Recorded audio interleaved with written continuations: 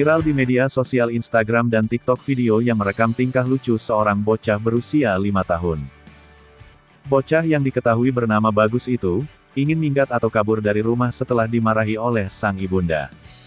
Ia dimarahi karena mengganggu adiknya.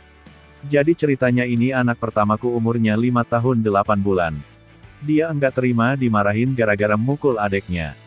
Ngamuk-ngamuk dan packing tas mau minggat, tulis ibunda Bagus di video. Pantauan Tribun Jakarta di video yang viral itu, Bagus tampak menggendong sebuah tas besar. Ia menangis meraung-raung ingin meninggalkan rumah. Melihat tingkah kocak anaknya, sang ibu hanya bisa tertawa. Setelah amarah Bagus mereda, ibunya lalu mencari tahu apa saja barang yang ada di dalam tas anak sulungnya itu. Mari kita lihat apa yang sudah di-packing di dalam tasnya mau minggat, ucap ibunda Bagus. Anakku sudah besar sudah mau mibgar, imbuhnya. Bagus terlihat memasukkan cemilan, jaket, papan tulis, dan beberapa mainan kesayangannya. Oh my god, ada jajanan, ada jaket, ada papan tulis, kata ibunya. Sedotan, topi, mobilan, air minum gelas, imbuhnya.